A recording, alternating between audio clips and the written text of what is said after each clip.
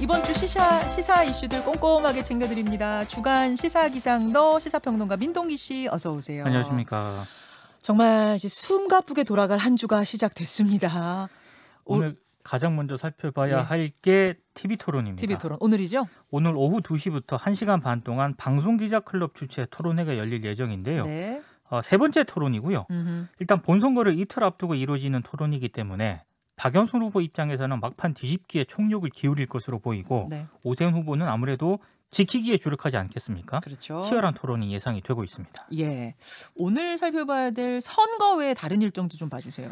코레일이 오늘부터 16일까지 수도권 전철 내에 마스크 착용 특별 합동 단속을 시행을 합니다. 만약에 마스크를 미착용할 당시에 미착용하는 게 발견이 되지 않습니까? 예. 전철 밖으로 퇴거 조치가 될 예정이니까요. 꼭 마스크를 쓰셔야 되고요. 그리고 음식물 섭취와 같은 방역수칙 위반 행위에 대해서도 집중 계도 활동을 벌일 예정입니다. 과태료 문다면서요. 철도 안전법에 따라서요. 15만 원 이상의 과태료 또는 경범죄 처벌법에 따라 10만 원 이하의 범칙금이 부과가 될 예정입니다. 그러니까 전철은 이런 거고요. 전철 외에 다른 곳에서도 원래 음식물 먹기로 돼 있는 식당, 카페 외에는 절대 다 안 됩니다. 음식물 섭취 안 됩니다. 오늘부터는 과태료입니다, 여러분. 그렇습니다. 꼭 기억하세요. 오늘 LG전자는 무슨 일입니까? LG전자 이사회가 열리는데요. LG전자 스마트폰의 운명이 오늘 결정이 됩니다. 지난 1월 스마트폰 사업 매각을 포함해서 모든 가능성을 열어놓고 사업 방향을 검토하겠다.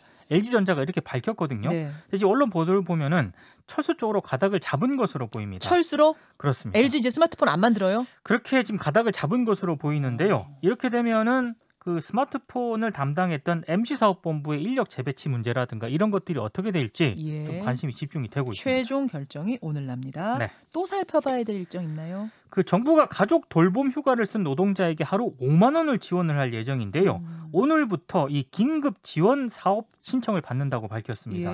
지원 대상은 뭐 가족의 코로나19 감염 때문이라든가 아니면 자녀의 휴원, 휴교, 원격 수업 등으로 가족 돌봄 휴가를 사용한 노동자인데요. 올해 1월 1일 이후에는 가족 돌봄 휴가를 사용한 노동자도 지원금을 받을 수 있거든요. 네네. 최대 50만 원까지라고 하는데요. 만약에 이걸 신청하고픈 사람들은 노동부 홈페이지에서 신청을 하거나 관할 고용센터를 방문을 하시면 됩니다. 아이 휴원, 휴교일 경우에는 초등학교 2학년까지만 됩니다. 그렇습니다. 고등학생인데 해주세요. 이건 안 된다 그래요. 네. 화요일로 넘어가죠.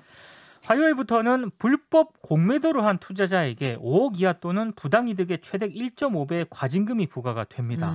이게 이제 자본시장법 시행령 개정안이 지난달 30일 국무회의를 통과를 했기 때문인데요. 네.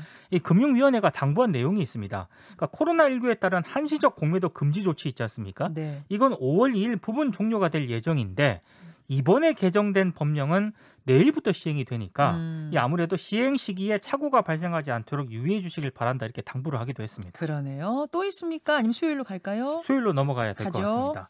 4월 7일 재보궐선거가 이제 수요일에 있는데요. 네. 역대 재보선 가운데 뭐 사전투표율은 최고치를 기록을 하긴 했습니다만 높은 투표율이 어느 쪽에 유리하게 작용할지가 관심이 좀 집중이 되고 있습니다. 그렇죠. 이런저런 해석이 나오고 있는데 앞에서 뭐 충분히 얘기했기 때문에 안 하셔도 될 것 같습니다. 추가를 안 해도 될 것 같습니다. 수요일에 선거 말고 뭐 있어요?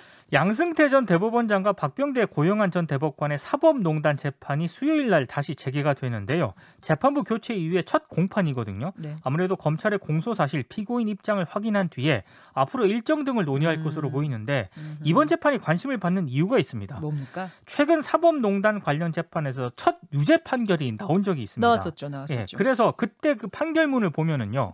양승태 전 대법원장하고 고영한 전 대법관, 박병대 전 대법관 등이 공범으로 적시가 되어 있거든요. 그래서 이번 재판에서 영향을 좀 받지 않겠느냐 이런 전망이 나오고 있습니다. 그런 거군요. 또 있습니까 수요일?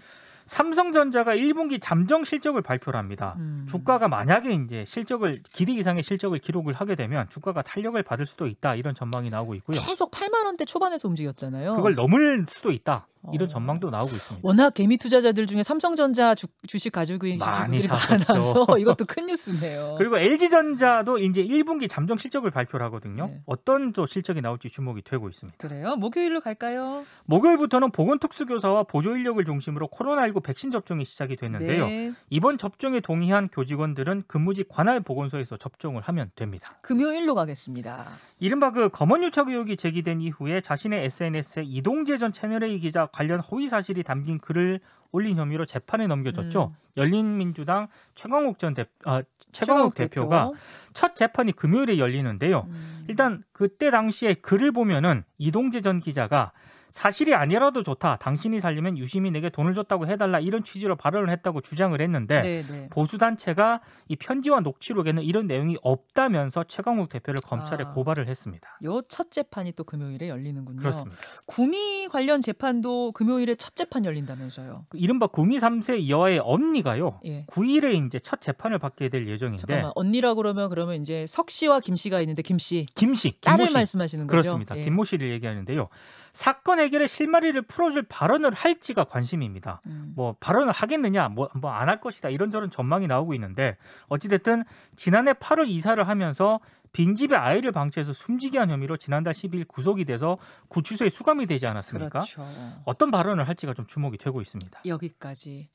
와, 지금 속사포처럼 읊어주셨는데 정말 이슈가 많은 한 주네요. 그나마 몇 개는 뺐습니다. 그러죠. 네. 여러분 정신 바짝 차리고 이번 주 이모저모 다 챙기셔야 될 것 같습니다. 수고하셨습니다. 고맙습니다. 김현정의 뉴스쇼는 청취자 여러분의 참여로 이루어집니다. 트위터, 페이스북, 레인보우 게시판, 그리고 단문 50원, 장문 100원의 유료 문자 샵 1212, 우물정 1212 통해 참여하실 수 있습니다. 김현정의 뉴스쇼, 여러분과 함께 만듭니다.